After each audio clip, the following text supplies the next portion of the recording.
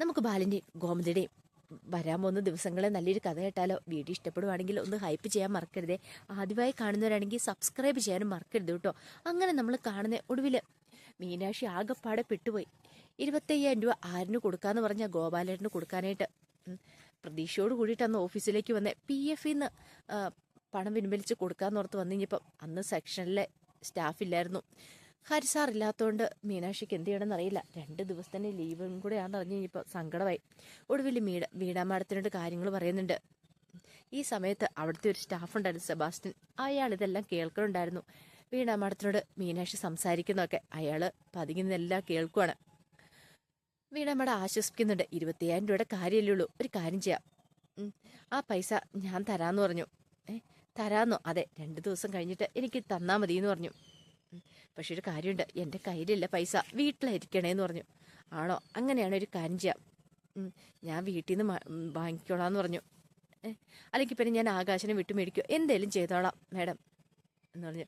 ഭയങ്കര സന്തോഷമായി പോയി മീനുവിന്. അപ്പോഴേക്കും വീണാ മാഡം പറഞ്ഞു, എങ്കിൽ ശരി, ഇന്നെനിക്ക് 1-2 സ്ഥലങ്ങളിൽ പോകാനുണ്ട്, എനിക്കിന്ന് ഒന്ന് നേരത്തെ ഇറങ്ങണമെന്ന് പറഞ്ഞു. ഒരു കാര്യം ചെയ്യാം, മീനെ വിളിച്ചാൽ മതി എന്നൊക്കെ പറഞ്ഞു. ശരി, അങ്ങനെ ആയിക്കോട്ടെ എന്ന് പറഞ്ഞു.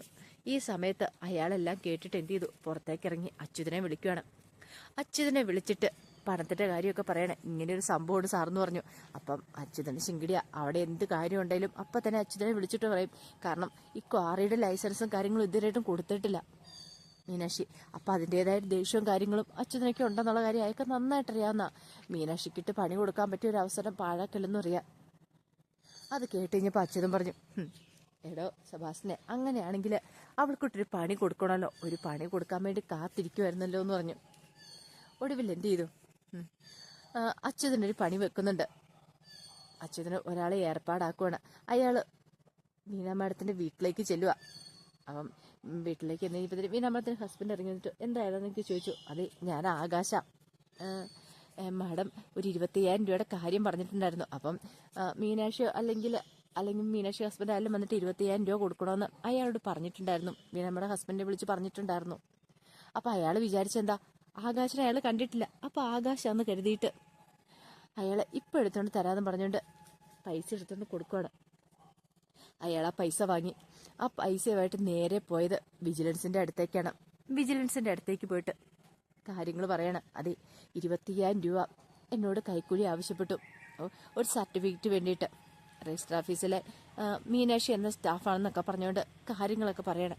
അതെല്ലാം കേട്ട് കഴിഞ്ഞപ്പോഴത്തേനും അവർ പറഞ്ഞു, അങ്ങനെ ഒരു കാര്യം ചെയ്യാം, ഇതിനകത്ത് ഫിനോഫ്തലയും പുരട്ടിത്തരാം, ഈ പണത്തിനകത്ത് ഇത് കൊണ്ട് അവർക്ക് കൊടുക്കുക, ബാക്കി ഞങ്ങൾ ഏറ്റെന്ന് പറഞ്ഞു. പക്ഷെ അവർക്കറിയില്ലോ ഇത് മീനാക്ഷിനെ കൊടുക്കാനകത്തുള്ള പരിപാടിയാന്ന്. അത് പക്ഷെ മീനാക്ഷി തൊട്ട് അറിയുന്നുണ്ടായിരുന്നില്ല. പിന്നീട് മീനാക്ഷി വിളിച്ച് ആരിനോട് പറഞ്ഞു, ഇന്ന് വൈകുന്നേരത്തേക്ക് ഞാൻ വരും, പൈസ തരട്ടോ, പേടിക്കൊന്നും വേണ്ട, കാരണം ഗോപാലേട്ടന് കൊടുക്കേണ്ട പൈസ ഞാൻ തരാമെന്നൊക്കെ പറഞ്ഞു. ഗോമതിക്കാണെങ്കിൽ ഭയങ്കര ടെൻഷനായിരുന്നു. പാവം ആരിന് എന്ത് ചെയ്യും, ഗോപാലേട്ടന് പൈസ കൊടുക്കണം.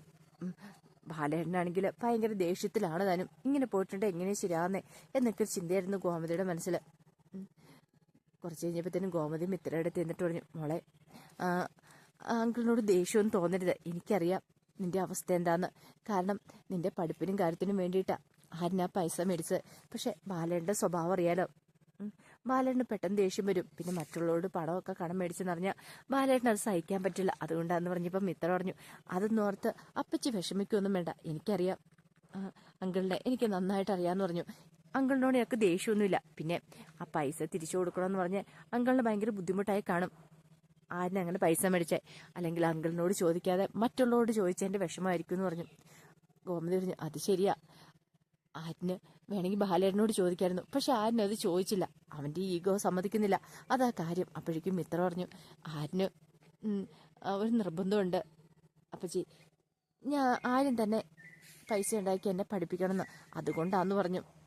രാവും പകലും ഇല്ലാതെ ഈ കിടന്ന് കഷ്ടപ്പെടുന്നേ, എനിക്കും എന്തെങ്കിലും ജോലി ഉണ്ടായിരുന്നെങ്കിൽ കാര്യങ്ങൾ കുറച്ചുകൂടി എളുപ്പമാകാമെന്ന് പറഞ്ഞു.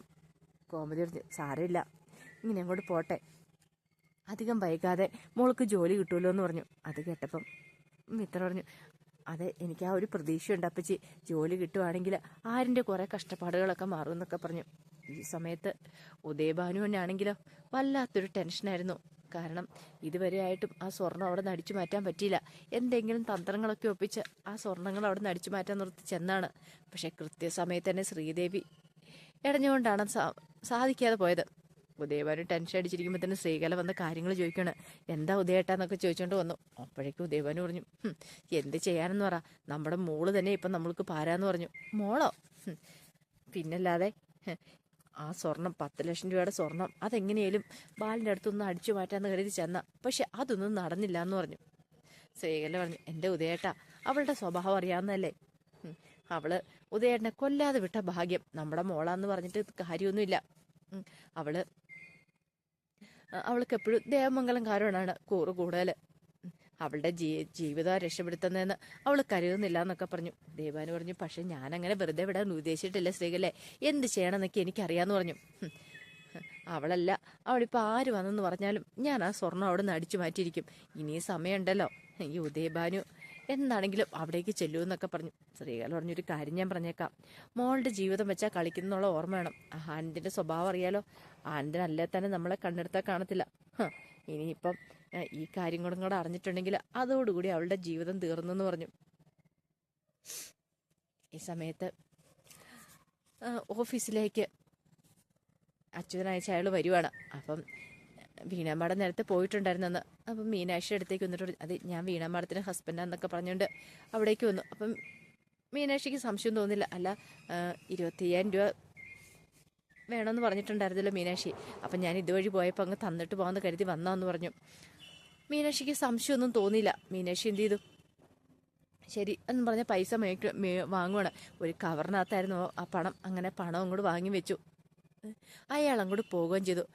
അങ്ങനെ അയാൾ അങ്ങോട്ട് പോയി കഴിഞ്ഞപ്പോൾ ഉടനെ തന്നെ എന്ത് ചെയ്തു, മീനാക്ഷിയുടെ അടുത്തേക്ക് വിജിലൻസ് വരുവാണ്.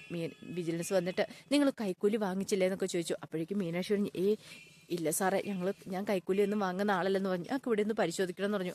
മീനാക്ഷി ടേബിളൊക്കെ പരിശോധിച്ച് കഴിഞ്ഞപ്പോൾ കവറിനകത്ത് ആ പൈസ ഇരിക്കുന്നത് കണ്ടു. മീനാക്ഷിക്ക് എന്ത് ചെയ്യണമെന്ന് അറിയത്തില്ല. വല്ലാത്തൊരു ടെൻഷനായിപ്പോയി. ഇത്രയ്ക്ക് പ്രതീക്ഷിച്ചിട്ടുണ്ടായിരുന്നില്ല. അപ്പോഴേക്കും പറഞ്ഞു, ഇത് നിങ്ങൾ കൈക്കൂലി മേടിച്ച് പണമല്ലേ എന്ന് ചോദിച്ചു. അപ്പോൾ മീനാക്ഷി തന്നെ നിരപരാധിത്വം വ്യക്തമാക്കാൻ ശ്രമിച്ചു. അല്ല, അങ്ങനെയല്ല, ഇത് ഞാൻ വീണാ മാഡത്തിനോട് വായ്പ മേടിച്ച പൈസയാന്നൊക്കെ പറഞ്ഞു. പക്ഷെ അവർ വിശ്വസിച്ചില്ല. ഞങ്ങളിതിനകത്ത് ഫിനോഫ്തലയും പുരട്ടിയിട്ടുണ്ടായിരുന്നു, നിങ്ങളത് കൈക്കൂലി മേടിച്ച് പണമാണെന്നൊക്കെ പറയണം. അപ്പോഴാണ് മീനാക്ഷിക്ക് അപകടം അടുത്തെ. എന്ത് ചെയ്യണം എന്നറിയില്ലാതെ മീനാക്ഷി പൊട്ടിക്കരയണം അവിടെ ഇരുന്നിട്ട്. താൻ ചതിക്കപ്പെട്ടെന്ന് മനസ്സിലായി. ഇത് ഒന്നെങ്കിൽ കൃഷ്ണമംഗലംകാരുടെ അല്ലെങ്കിൽ തന്നോട് ശത്രുജല ആരോ ആണ്. കഴിഞ്ഞ ദിവസം ആകാശ് തന്നോട് വെല്ലുവിളികളൊക്കെ നടത്തിയിട്ടുണ്ടായിരുന്നു. എന്ത് ചെയ്തിട്ടാണെങ്കിലും നിന്നെ ആ കസരന്ന് തെറിപ്പിച്ചിട്ടാണെങ്കിലും ഞാൻ ആ ലൈസൻസ്, കടയുടെ ലൈസൻസ് മേടിച്ചെടുക്കുന്നുള്ള. ഇനിയിപ്പോൾ ആകാശാണോ അതോ കൃഷ്ണമംഗലംകാരാണോ ഇതിൻ്റെ പിന്നിലെന്നറിയാതെ മീനാക്ഷിക്ക് ഭയങ്കര ടെൻഷനായിപ്പോയി. ഒരിക്കലും പ്രതീക്ഷിച്ച കാര്യമായിരുന്നില്ല. പക്ഷേ ഒടുവിൽ മീനാക്ഷിയുടെ നിരപരാധിത്വമൊക്കെ അങ്ങനെ വെളിപ്പെടുന്നുണ്ട്. മീനാക്ഷി തെറ്റ് ചെയ്തിട്ടില്ല, ഇത് മീനാക്ഷിയെ കൊണ്ടേ പെടുത്തിയതെന്നുള്ള കാര്യമൊക്കെ പുറത്തു വരുവാണ്. മീനാക്ഷി അങ്ങനെ രക്ഷപ്പെടുന്നുണ്ട്. അപ്പം അതിൻ്റെ വിശേഷങ്ങളൊക്കെ കാണാൻ പോകുന്നത്. പക്ഷെ ഒരു കാര്യമുണ്ട്, ഇതിങ്ങനെ ചെയ്ത ആൾക്കാരെ വെറുതെ വിടാൻ പോകുന്നില്ല. മീനാക്ഷി മാത്രമല്ല, ബാലനും തൻ്റെ മരുമകളെ കൊടുക്കാൻ നോക്കിയാൽ കൃഷ്ണമംഗലംകാരാന്നുള്ള കാര്യങ്ങളൊക്കെ ഒടുവിൽ അറിയുവാണ്. അങ്ങനെ അച്യുതനോടൊക്കെ നല്ല ഇടിവിട്ട് വേണം തന്നെ ബാലൻ കൊടുക്കുന്നുണ്ട്. അപ്പോൾ അതിൻ്റെ വിശേഷങ്ങളൊക്കെ നമ്മൾ ഇനി വരാൻ പോകുന്ന ദിവസങ്ങളിൽ കാണുന്നത്. ആ വിശേഷങ്ങൾക്കായി നമുക്ക് എല്ലാവർക്കും കാത്തിരിക്കാം കേട്ടോ. ഒരിക്കൽ കൂടി എല്ലാവർക്കും ശുഭദിനം നേർന്നുകൊണ്ട് നിർത്തുന്നു. നന്ദി.